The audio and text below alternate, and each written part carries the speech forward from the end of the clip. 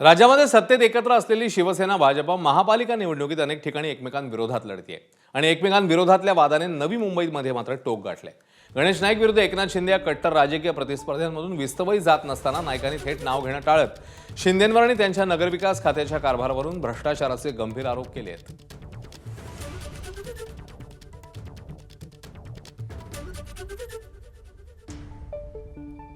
हे बिल्डर बोलणार नाहीत कारण त्यांना माहिती आहे आम्ही जर बोललो तर असा जाम करून टाकतील की आम्हाला धंदा पाणी करायला नको। म्हणजे कलिंगडावर सुरी मारली तरी कलिंगडच कापला जातो आणि सुरीवर कलिंगड मारला तरी कलिंगडच कापला जातो। अशा प्रकारे बेसुमार ठाणे जिल्ह्यामध्ये काय घडलं त्यामधल्या काळामध्ये टोटल गुंडागर्दी केली गेली ना, अन्य पक्षांच्या बरोबर गुंडागर्दी केली गेली आणि ही पापं फेडावं लागतील। जनता कोणाला माफ नाही करत। मी ईडीला आवाहन करतो ना, नवी मुंबई महापालिकेचं पूर्ण ऑडिट करा, स्पेशल ऑडिट करा। या 3,000 कोटी रुपये एफडी होती, 3,000 कोटीची एफडी 800 कोटीवर आली।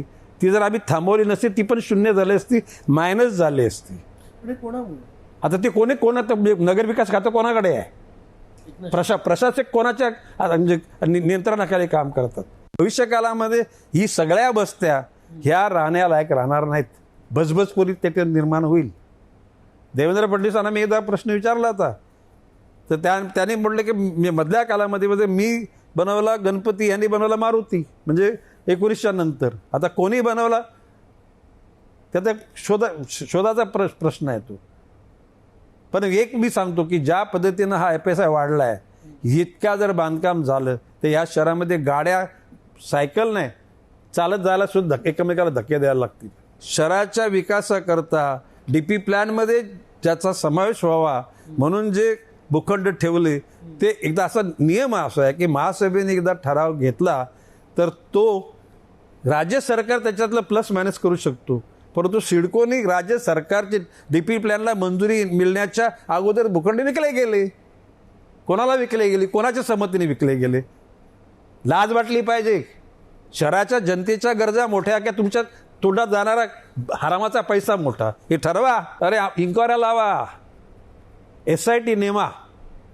मी सांगतो नुसती या 5 वर्षाकरता नाही, जेव्हापासून महापालिका स्थापन झालेले आहे त्या प्रत्येक स्टँडिंग कमिटीमध्ये झालेले ठराव, त्याच्या सगळ्या गालीची परिणिती, याचा सगळ्याचा SIT रिपोर्ट करा। गणेश नाईक, आमचे हात साफ आहेत, आमचं मन पण साफ आहे। आम्ही हरामाचा पैसा नाही कमवला। आणि त्यांनी सांगावं की इन्क्वायरी करा, होऊ द्या। दूध का दूध आणि पाणी का पाणी। दरम्यान गणेश नाईकांनी केलेल्या आरोपांवर शिवसेना खासदार नरेश म्हस्केंनी पलटवार केला आणि नाईकांनीच भूखंड लाटलाय असा आरोप केलाय। बघा, चुकीच्या पद्धतीने आरोप करणं हे यांचं काम आहे। गेले कित्येक वर्ष नवी मुंबईचा खऱ्या अर्थाने विकास करायला पाहिजे, तो केला नाही आणि यांनी आरोप कुणावर करावे?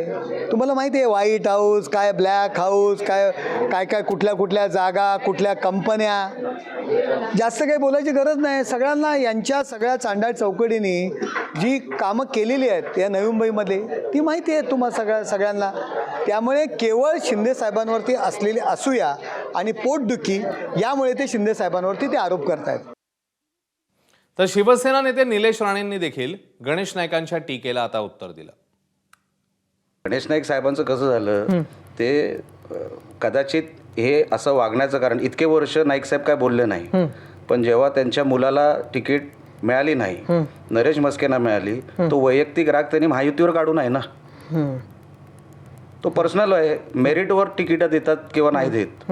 मुलाचा राग नका ना काढू निवडणुकींवर किंवा महायुतीवर।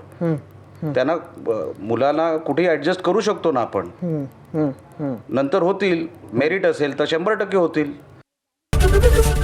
ABP माझा, उघडा डोळे बघा नीट।